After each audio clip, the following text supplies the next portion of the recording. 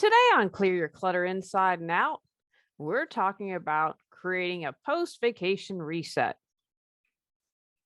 Do you find yourself tensing up and losing all the stress reduction you gained on a pleasure filled trip? Have you found yourself frazzled when making a reentry into everyday life post vacation?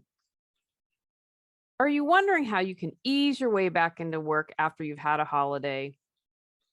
Learn tips to make back to reality a little easier once you've returned from a break in this bonus episode. Does your clutter own you? On Clear Your Clutter Inside and Out, we'll teach you how to become aware of your clutter along with action steps to declutter and create the life you desire. Come on, let's get started. Today's episode was inspired by my vacation to the beach this summer. We go to this beach every summer with my family, North Carolina. It was really great. And I did one thing, it's going to be the last tip I gave you that made a huge difference. I do a lot of things, but I was like, wow, I'm really glad I did this the day before I left. And so as I was thinking about it, I said, I want to do an episode about this. And so I'm going to offer 10 tips today, things that I do that hopefully can support you from making it easier. It can be really tough. We have a great time and then it's back to life, right? And vacation tends to be a little more fun. We tend to be a little more relaxed, all that good stuff. So, my first tip, nutritious food. You most likely indulge, great for you, but now we need to get back into those healthy habits again. So, press the easy button. Maybe it's making sure you have nutritious snacks already on hand in the pantry before you go, or that you cook a nutritious meal, maybe get in that evening and it's something that you can have. Maybe you have a favorite place and or you have a meal prep service or something and you say, you know what, the week I come back from vacation, I really need to get back into the swing of things. And so I'm going to have a meal service for a week with super healthy food. Or you decide to maybe do a juice fast or something of that nature.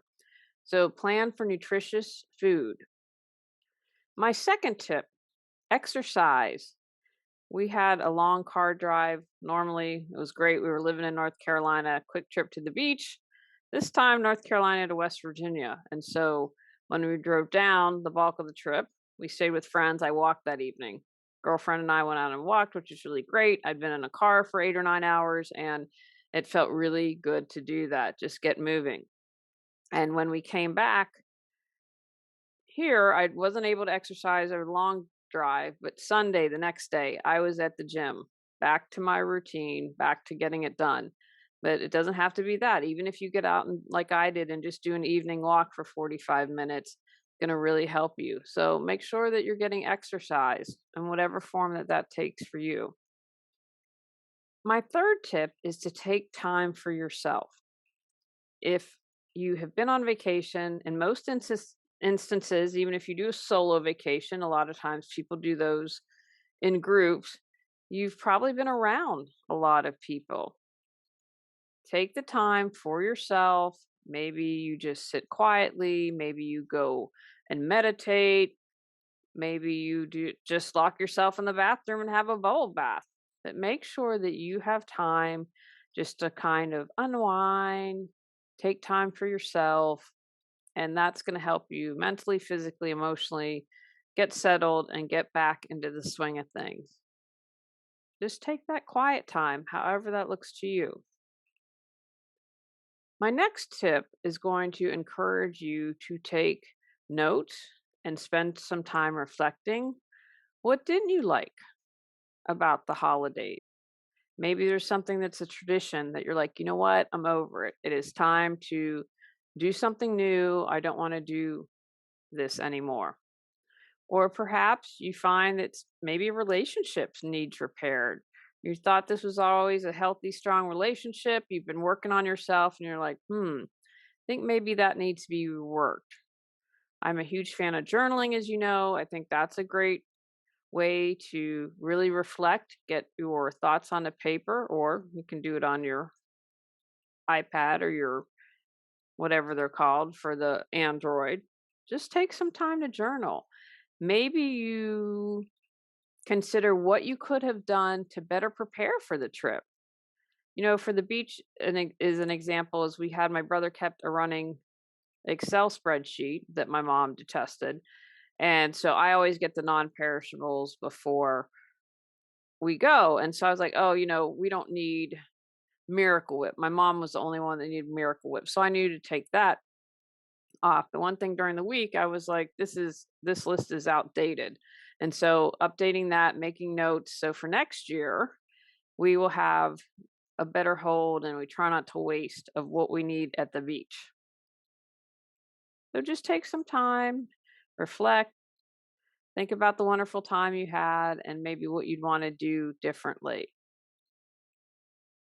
5, consider getting help. Maybe that means we talked about meal planning a moment ago or hiring a meal service. Maybe you get your groceries delivered the next day, or you plan ahead and say, this is what I need to have them delivered that evening or the next day. Maybe you do takeout for a couple nights a week. Maybe you hire someone to come in and clean. Maybe while you're away, you make sure that someone has come in and gotten the mail, water the plants, or you hire someone to do errands and help you. Instead of being overwhelmed with all the things that you need to do, you could say, okay, I'm going to ask my best friend to see if she can take the kids to their Monday soccer match or whatever it is. So that's one thing when you're going on reentry, you're not completely overwhelmed. So, what is it that you can do to get support to make it easier? Or maybe you do something pre planning that you help yourself out. If you're like, hey, I just don't have the coin to hire someone, hey, that's okay. So maybe you clean prior to leaving. So you come back to a pretty clean house. Or, we have a cat sitter. So maybe I cleaned before we left because I wanted her to have a clean house. You can say, hey, you know what? We want you to come in and check the cats, but can you also clean the house? I know that that's not helping because you have to spend money on that, but that just popped in my head. But maybe you plan a couple meals ahead, you freeze them, and if you can say to a friend, "Hey, you know what? Can you take these meals out of the freezer?" Or if you get in the evening, you take out everything Saturday night so you have some meals for Sunday or for the rest of the week. So if you do meal prep, you make sure you have those healthy snacks already. You plan to ask a friend for help, like with the carpooling. Hey, Can you do carpooling this week? And when you get back from vacation, I will carpool. I'll be in charge of that this week. Just little things that can support you in making the re-entry a little bit better.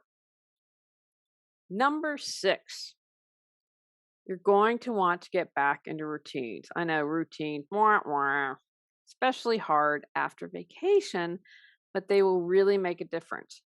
Sleep and bedtime is going to be the one that I suggest get on this right away.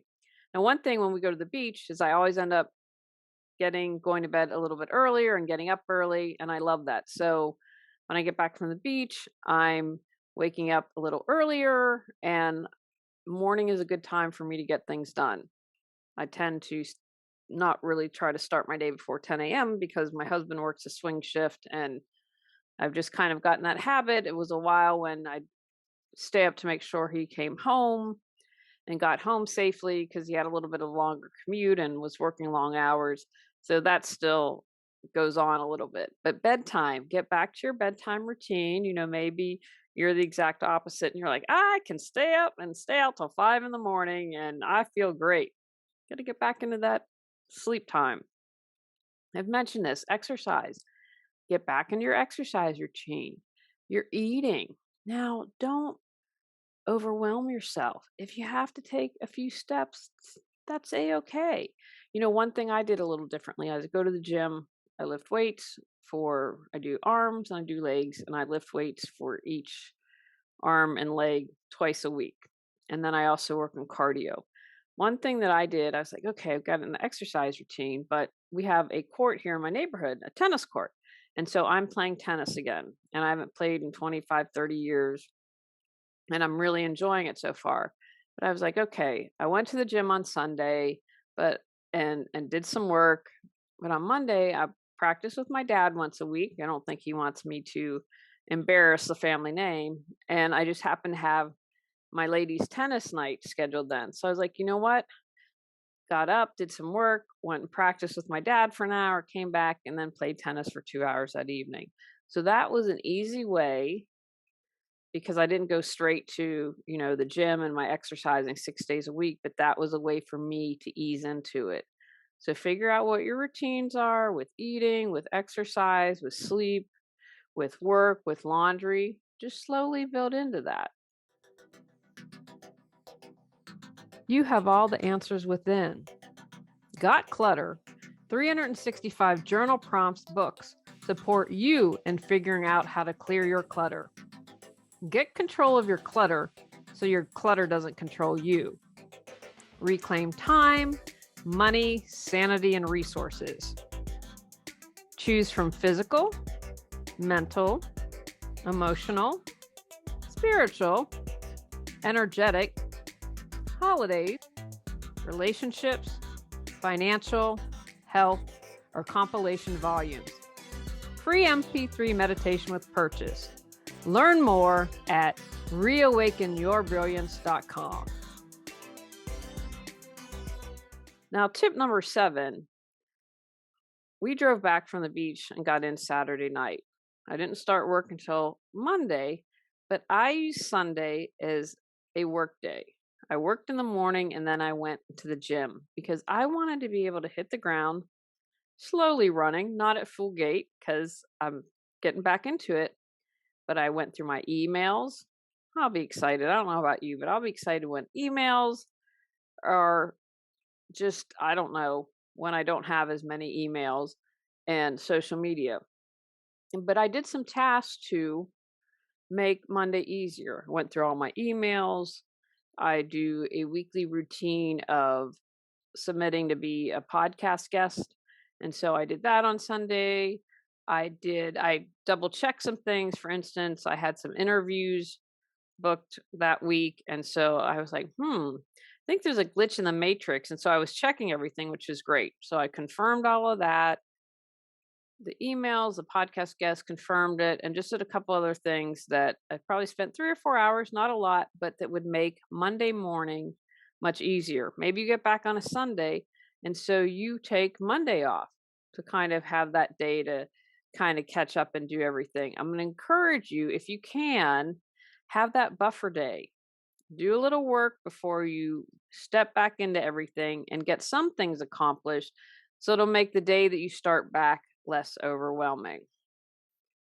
Number 8, don't jam pack your schedule. I've mentioned having a buffer day if at all possible. Completely recommend that. Start slowly.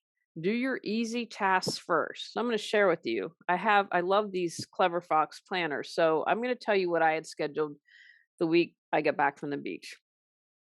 So Sunday was my buffer day. I did 3 or 4 hours, went to the gym. That was to help get back into the routine. And then on Monday, I didn't have anything scheduled.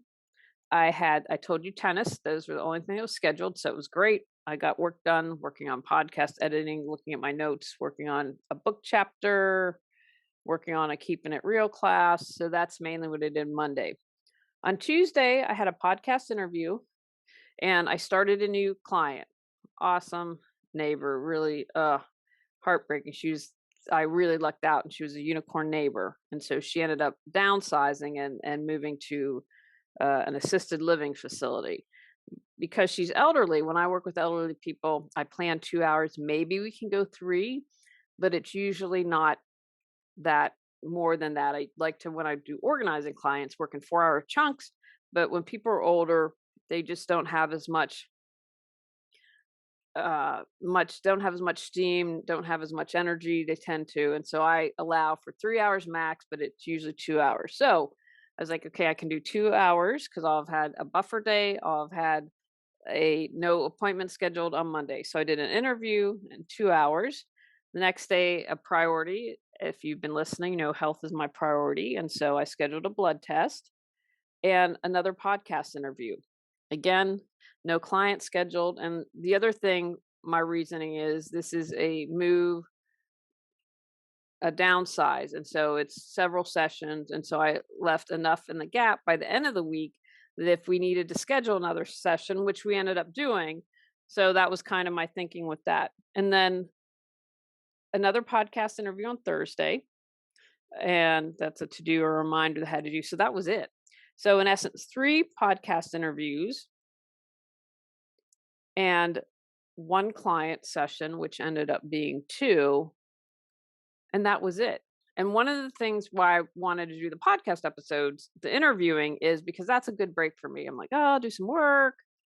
Then I can edit a podcast, then do an interview. And that's a good mental break for me. And so then it makes me energized to be able to come back to the tasks that I have to do. Now, you might say, well, I don't own my own business. Okay. So if you're a mom, then you don't schedule a bunch of things to do. You don't schedule your lunch with a friend unless that's a break for you, like podcast interviews are for me. Try not to jam pack the kids' schedule. So maybe you don't start camp that week.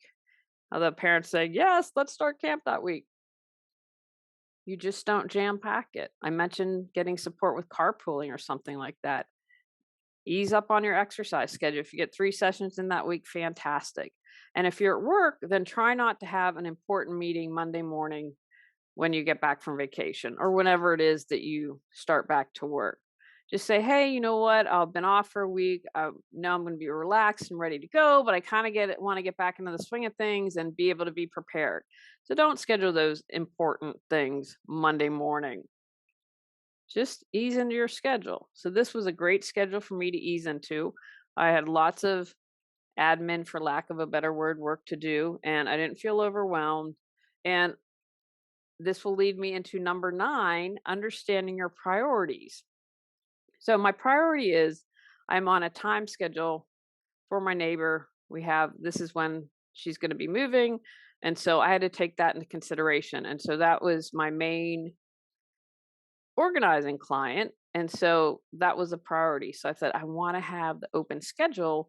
So if she's up for it, then we get another session in that week. So because of my priorities and understanding what was important, I could do my schedule accordingly. So be very aware, okay, this is what my priorities are when I come back. I'm going to encourage you to have a to-do list for when you return. I laugh. My dad has now, even though he's retired, he cuts 8.5 by 11 and cuts it in half, but he reuses. So if he gets something in the mail, he just cuts it in half and writes his to-do list for everything that has to get done. So when you come back, be aware of what your priorities, a little bit of pre-planning is going to save you a lot of headache down the road, I promise. And then have that to-do list so you know what the tasks are that you need to do when you return. And as I mentioned a moment ago, start slowly. Do your easy tasks first, like looking over my list this week. I create on Hootsuite, I create social media posts for the week. That's a super easy task for me to do, is to create those posts. Another super easy thing, because I'm organized and I have information to pitch to be a guest, that is an easy task for me. One of the other things, is I'm editing a book. And so one of the chapters, like that needs a little more brain power for me. So I was like, yeah, I'm going to get to that probably on Thursday or Friday. I don't want to start with that right off the bat. And podcast editing, I have to pay attention, but that's a little more task oriented, less than a chapter, writing a chapter or editing for me, but more than Hootsuite. Now, understand my priorities. I start out with that easy task and build up. And then finally, my favorite one to share with you is clean sheets. The day before we left, we got out the door about 10:30, and I was like, let's take off the beds. Let's put fresh sheets on. And I threw them in the wash, left a note for the cat sitter because she was coming in a couple hours. Hey, will you just take the sheets out? I think maybe I got them started on drying and said, we just take them out when they're done. She's really great. She's really wonderful. And so coming home Saturday night after a long drive, about 10.5 hours, and learned some things on this trip. We came back a completely different way. I'm a huge fan of Waze, and that saved us a ton of time. And because we just followed it because we didn't know. But for next time, we'll know to stay on 68 instead of getting off in these different places and doing country roads. It might be a little more mile wise because, Waze is, unless you change things, is always going to take you the most direct route, but probably would have saved us some time, even if we had extra miles, because it would have been freeway and not windy country roads. But you know what? It was a fairly stress-free trip. Anyway, after that long day, coming home and going to bed, and I don't know about you, but clean sheets and a freshly made bed are one of the greatest pleasures for me. Those little things that really make a difference in life. And so that was it. Coming in and having a great night's sleep because of freshly clean sheets on the bed.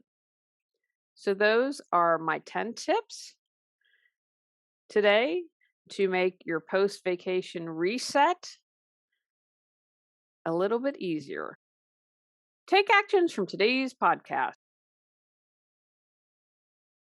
Have a plan for post-vacation reset. Have nutritious food. Exercise. Take time for yourself. Spend time reflecting and making notes. Get support. Get back into your routine.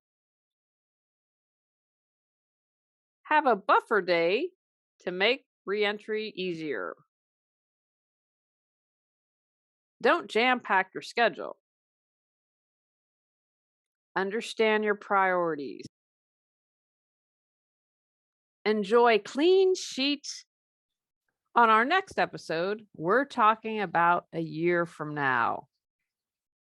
Go out, clear your clutter to create the life you choose, deserve, and desire. Clearing your clutter allows you to share your gifts with the world. Get your free self-assessment to discover your clutter priority at reawakenyourbrilliance.com.